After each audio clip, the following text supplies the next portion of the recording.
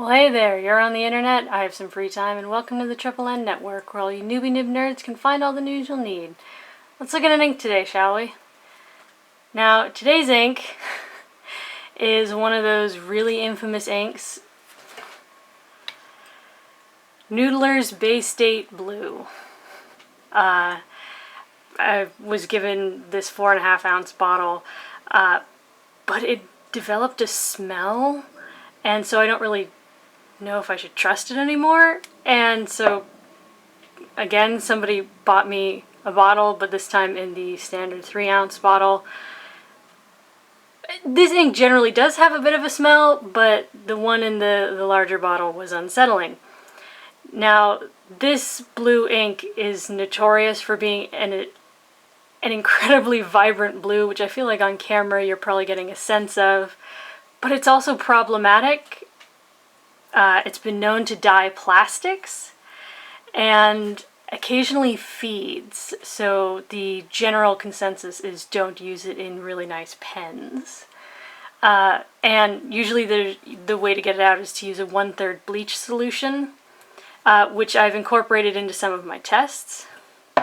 Now, the pen that I used was this Pilot Plumix, which come with, you know, these sort of standard little stub nibs.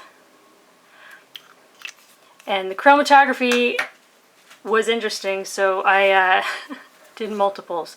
Now, this is your standard chromatography, where you put a little bit of ink and then you instantly dunk it in water.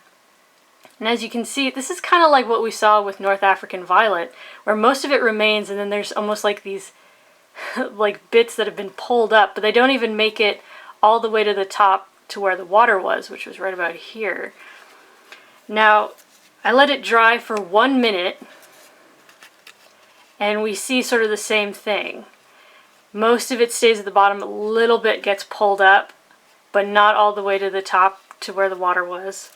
I then gave it 3 minutes, which, as you can see, even less was pulled up, and not very far, because here's where the water stopped.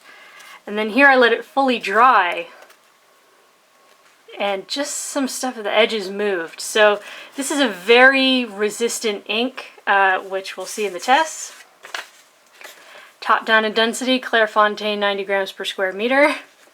And I feel like it's probably coming through on camera just how intense this blue is. It's a very bright blue. It's really, I can honestly say it's unlike any other blue ink I've ever encountered. There's something just really unique about it.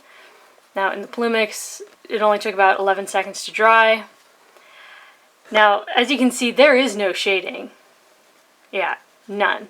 And I didn't get any bleed or spread, but I did get a couple feathers, which I'm going to try and get on camera, like at the top of the N up there, at the end of the T and the, and I mean, they're throughout, and then like, you see the period there, and they're in a few places, and this ink is known for that. It's not the most well behaved, but yeah. And in my experience in both bottles, it was about a 5 out of 10 wetness. As you can see in the water test, it barely moved, and that was me really scrubbing the paper. I'm going to see if I can get this on camera, but you can actually, like, you can hear it. Yeah. But then the bleach test, and for the most part it came right off. And this is the same 1/3 bleach solution, so as you can see, it definitely will get the ink off. Next is Rhodia 80 grams per square meter, where we start having some more trouble. As you can see, 7 seconds to dry, but as you can also see, there's much more of this feathering all throughout. And as you can see, it's not just one little part of the paper. Yeah, and there was very near bleed through, which I feel like you can see. That's not all the way through, but it is a very intense echo. Yeah, so, as you can see, a good water test. It resisted water very well. It didn't explode, didn't force it to bleed through. And again, the bleach test removed a great deal of it. In fact, almost all of it. There's just this very pale grayness. Next is Tomoe River Paper, where it took 18 seconds to dry, because whatever you know, makes this ink just did not really play well with Tomoe River. And I don't know if I'm going to be able to get it on camera, but there's just a little bit of red sheen in that scrubby, but you really have to lay it on thick, and so on this paper it would take ages to dry. But again, as you can see, like this paper is known for, there's no feathering, which is nice, and there's no spread, and there's no bleeding, but there is a good bit of echo. I mean, here I don't even need to press it to white paper, and you can sort of see. So yeah, again, fantastic water test. You can see where I was like really scrubbing it to try and get it to come up, but it didn't. Again, bleach test completely obliterated it there, and, you know, a little bit of that vague sort of khaki. But yeah, so did pretty well there. Here's my 20-pound copier paper, which is not great copier paper. In fact, it's terrible, terrible copier paper. Took 3.5 seconds to dry, which kind of surprised me. And yeah, I say you get bleeding, but you don't really get bleeding. You get a very intense echo. It doesn't make it all the way to the other side, except maybe in the water test. But yeah, there is feathering and there is some spread, but it is still very bright. Water test is still really, really fantastic. I feel like this might have moved the absolute least we've seen so far.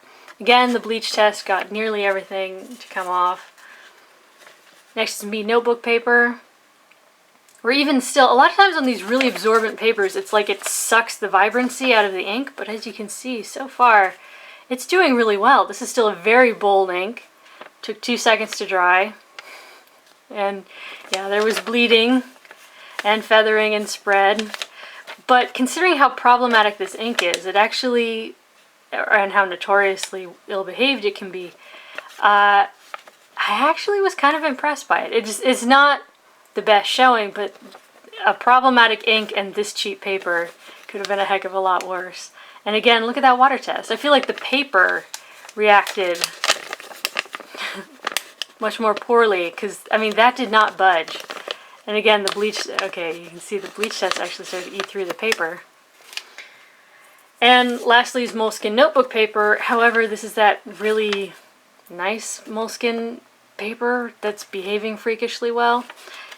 Now, I did test to see if I had written on the laid side, and I did, because, I mean, if you look at this, for the most part, it's pretty well behaved. You do get the occasional bit of feathering, but if you look at how it reacts on the unlaid side, it's just feathering all over, so.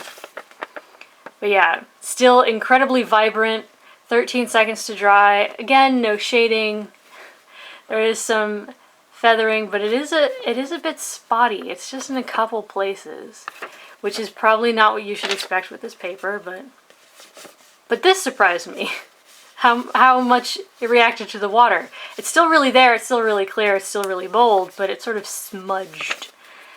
And again, the bleach test really took a hit, so there you go. There's the infamous Noodler's Baystate Blue. It is a blue unlike any other blue. I can definitely say that. I can definitely also agree that it can be problematic. It's not the most well-behaved, both in your pens and on paper, but I like it. I mean, I doubt the camera will catch it, but I've only got about that much left in this bottle, and I think I've only got like that much in there.